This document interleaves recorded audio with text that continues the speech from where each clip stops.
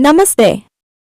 Radhe Radhe friends. तो आज हम सुनने जा रहे हैं रमा एकादशी की व्रत कथा। तो आइए सुनते हैं। कार्तिक महीने के कृष्ण पक्ष में आने वाली एकादशी को रमा एकादशी कहा जाता है।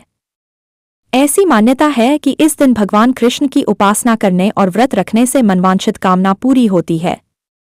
रमा एकादशी को रंभा एकादशी भी कहते हैं। एक नगर में मुचुकुंद नाम के प्रतापी राजा थे। उनकी चंद्रभागा नाम की एक पुत्री थी।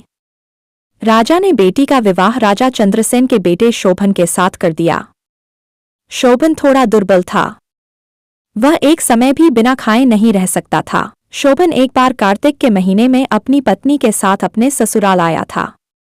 तभी रमा एकादशी आ गई। चंद्रभागा के गृह राज्य में सभी इस व्रत को रखते थे। शोभन को भी यह व्रत रखने के लिए कहा गया, किंतु शोभन इस बात को लेकर चिंतित हो गया कि वह तो एक पल को भी भूखा नहीं रह सकता। फिर वह रमा एकादशी का व्रत कैसे करेगा? यह चिंता लेकर वह अपनी पत्नी के पास गया और कुछ उपाय निकलने को कहा। चंद्रभागा ने कहा, अगर ऐसा है तो आपको राज्य से बाहर जाना होगा, क्योंकि राज्य में कोई भी ऐसा नहीं है जो इस व्रत को ना करता हो। यहाँ तक कि जानवर भी अन्न ग्रहण नहीं करते। लेकिन शोभन ने यह उपाय मानने से इनकार कर दिया और उसने व्रत करने की ठान ली। अगले दिन सभी के साथ शोभन ने भी एकादशी का व्रत किया, लेकिन वह भूख और प्यास बर्दाश्त नहीं कर सका और प्राण त्याग दिया। चंद्रभागा सती होना चाहती थी, मगर उसके पिता ने यह आदेश दिया कि वह ऐसा ना करे और भगवान विष्णु की कृपा पर भरोसा रखे। चंद्रभागा अपने पिता की आज्ञानुसार सती नहीं हुई। वह अपने पिता के घर रहकर एकादशी के व्रत करने लगी। उधर रमा एकादशी के प्रभाव से शोभन को जल से निकाल लिया गया और भगवान विष्णु की कृपा से उसे मंदराचल पर्वत पर धन धान्य से परिपूर्ण तथा शत्रु रहित देवपुर नाम का एक उत्तम नगर प्राप्त हुआ। उसे वहां का राजा बना दिया गया। उसके महल में रत्न तथा स्वर्ण के खंभे लगे हुए थे। राजा शोभन स्वर्ण तथा मणियों के सिंहासन पर सुंदर वस्त्र तथा आभूषण धारण किए बैठा था। गंधर्व तथा अप्सराएं नृत्य कर उसकी स्तुति कर रहे थे। उस समय राजा शोभन मानो दूसरा इंद्र प्रतीत हो रहा था।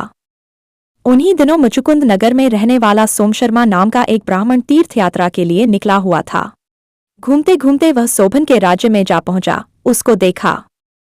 वह ब्राह्मण उसको राजा का जमाई जानकर उसके निकट गया। राजा शोभन ब्राह्मण को देख आसन से उठ खड़ा हुआ और अपने ससुर तथा पत्नी चंद्रभागा की कुशल क्षेम पूछने लगा।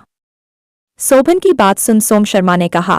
सोम शर्मा बोले, हे राजन, हमारे राजा कुशल से हैं तथा आपकी पत्नी चंद्रभागा भी कुशल है। अब आप अपना वृत्तांत बतलाइए। आपने तो रमा एकादशी के दिन अन्नजल ग्रहण न करने के कारण प्राण त्याग दिए थे। मुझे बड़ा विस्मय हो रहा है कि ऐसा विचित्र और सुंदर नगर, जिसको न तो मैंने कभी सुना और न कभी देखा है, आपको किस प्रकार प्राप्त हुआ? शोभन ने कहा, हे देव, यह सब कार्तिक माह के कृष्ण पक्ष की रमा एकादशी के व्रत का फल है। इसी से मुझे यह अनुपम नगर प्राप्त हुआ है, किंतु यह अस्थिर है। शोभन की बात सुन ब्राह्मण बोला।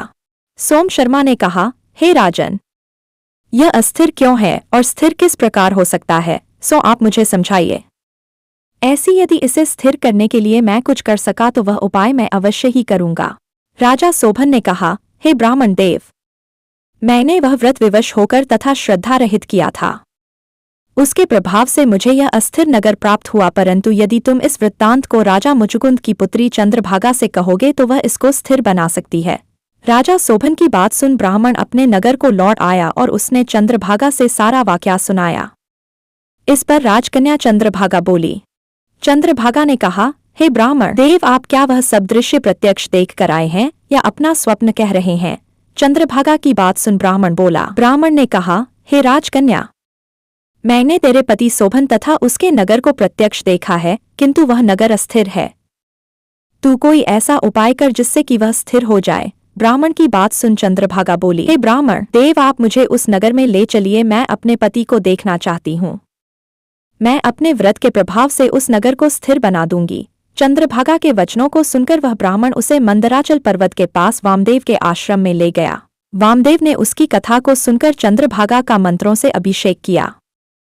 चंद्रभागा मंत्रों तथा व्रत के प्रभाव से दिव्य देह धारण करके पति के पास चली गई। शोभन ने अपनी पत्नी चंद्रभागा को देखकर उसे प्रसन्नतापूर्वक आसन पर अपने पास बैठा लिया। चंद्रभागा ने कहा, हे स्वामी, अब आप मेरे पुण्य को सुनिए। जब मैं अपने पिता के घर में 8 वर्ष की थी तभी से मैं विधिवत एकादशी का व्रत कर रही हूँ। उन्हीं व्रतों के प्रभाव से आपका यह नगर स्थिर हो जाएगा और सभी कर्मों से परिपूर्ण होकर प्रलय के अंत तक स्थिर रहेगा। चंद्रभागा दिव्य स्वरूप धारण करके तथा दिव्य वस्त्रालंकारों से सजकर अपने पति के साथ सुखपूर्वक रहने लगी। जय जय श्री राधे।